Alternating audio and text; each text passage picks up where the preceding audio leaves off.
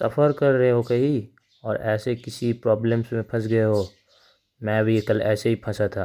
मैं कैसे निकला, कैसे सॉल्व किया, पूरा वीडियो देखिए, बताता हूँ। अस्सलामुअलैकुम, सत श्री अकाल, नमस्ते, प्यार बटोरिया, हंसते हंसते दोस्तों।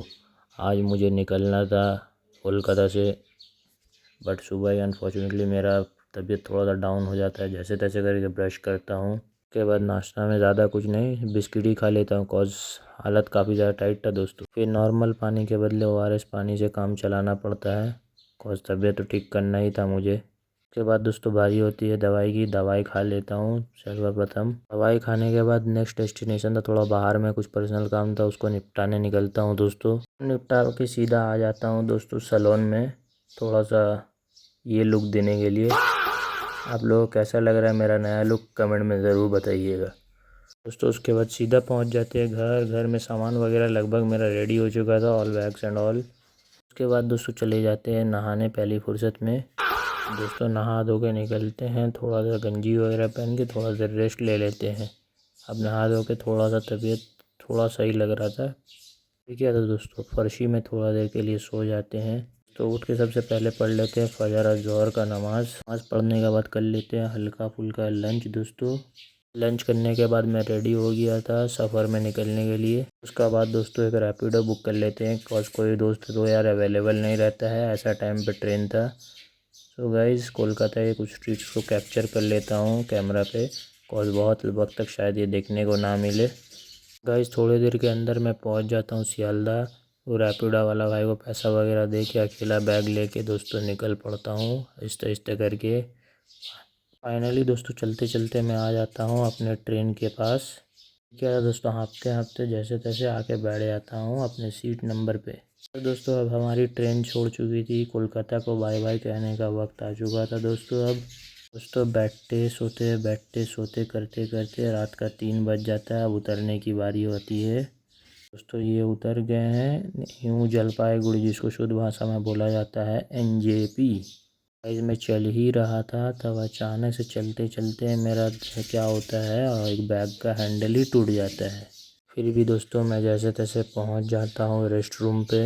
बहुत अलग लेवल का भीड़ था दोस्तों और रात का 3 भी बज रहा था, कोई गाड़ी घंटा भी नहीं मिलता मुझे रेस्ट रूम छोड़ना पड़ता है कॉज मैं जब वॉशरूम गया था थोड़ी देर के लिए तो वहाँ पे कोई और आके बैठ गया था। खैर उसी वजह से मैं निकल पड़ता हूँ दूसरा जगह डेरा बसाने के लिए।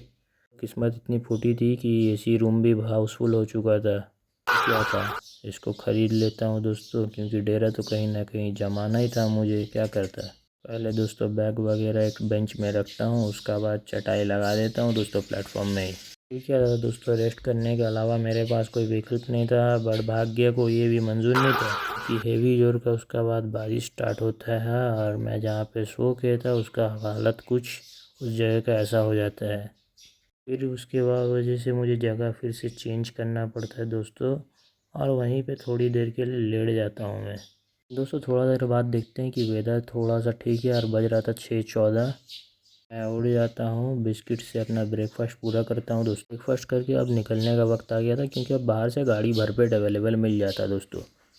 विज़िट करते वक्त दोस्तों ये NJP का नज़ारा वाकई में बहुत ही ज़्यादा खूबसूरत लगा मुझे, बट शौक तो मैं तब हुआ जब मैंने बाहर आके देखा यहाँ का पूरी अवस्था ही बदल गया है पूरी तरीके से।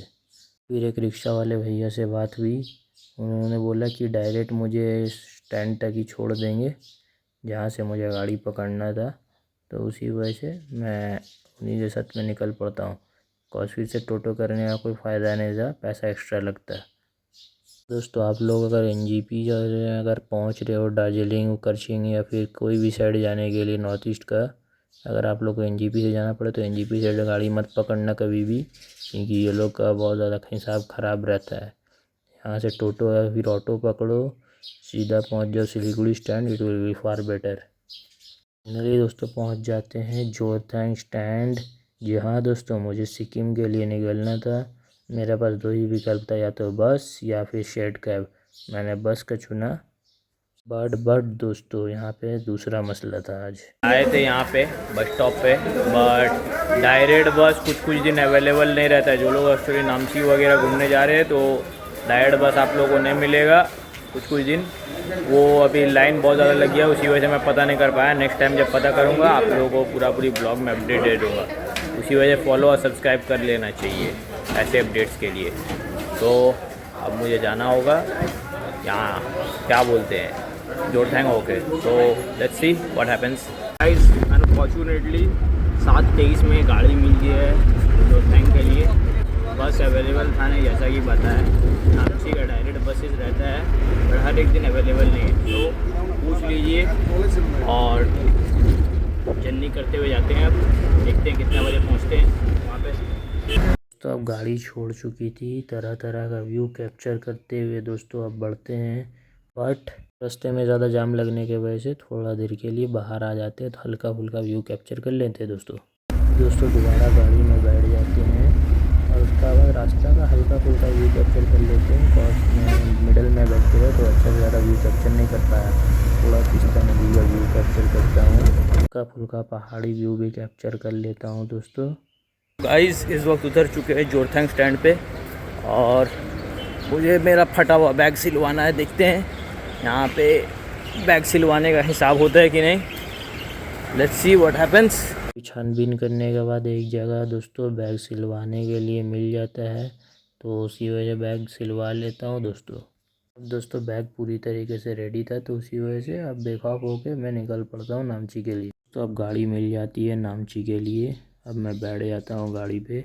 सच बोलूँ तो दोस्तों जोरथांग से लेके नामची तक का बीच का जो रूट है बहुत ही ज़्यादा खूबसूरत है। मिडल में बैठने की वजह से अच्छा व्यू प्रॉपरली नहीं ले पाया, जितना भी हो सका मैंने कैप्चर किया है दोस्तों। आ गए हैं नामची का स्टैंड में, बट यहाँ पे सफ़र ख़त्म नहीं होता है दोस्तों। यहाँ से जाना है दूसरा जगह। सोच रहे होंगे ना कितना ज़्यादा मेहनत करना पड़ रहा है। हाँ दोस्तों हाँ, क्योंकि पहाड़ में ऐसा ही होता है, मतलब एक गाड़ी से दूसरा गाड़ी, दूसरा गाड़ी से तीसरा गाड़ी, अगर आपका दूर का डेस्टिनेशन है तो, वरना एज़ यूजुअल जैसा चल रहा है चलेगा।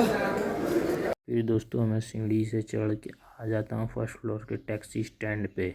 काफ़ी ज़्यादा छानबीन करने के बाद मुझे एक गाड़ी मिलती है और गाड़ी में सफ़र तय करने के लिए अब मैं रेडी हो जाता हूँ दोस्तों। यहाँ से नामची से जाना था आसांगथांग, तो सीधा अब बढ़ पड़ता हूँ हल्का हल्का करके। बढ़ते हैं डेस्टिनेशन की तरफ, वो लास्ट डेस्टिनेशन होगा दोस्तों। तो सिर्फ व्यू देखिए। और दोस्तों आप लोग सोच रहे होंगे ये कहाँ है आसांगथांग। ये होंगबिड विलेज है इन साउथ सिक्किम, जो कि बहुत ज़्यादा मैंने सुना है खूबसूरत है। तो वहीं पे जाना है कुछ काम के रिलेटेड का, एटलीस्ट है लंबा वक्त तक ही है शायद, मोस्ट प्रोबेबली। दोस्तों फाइनली पहुंच जाते हैं अपने डेस्टिनेशन पे। दोस्तों डेस्टिनेशन में पहुंचने के साथ आज का व्लॉग भी मेरा एंड हो रहा है। ऐसे एडवेंचरस और भी व्लॉग आते रहेंगे। अगर वीडियो पसंद आया है तो लाइक शेयर और सब्सक्राइब ज़रूर कर दे। Thank you for watching.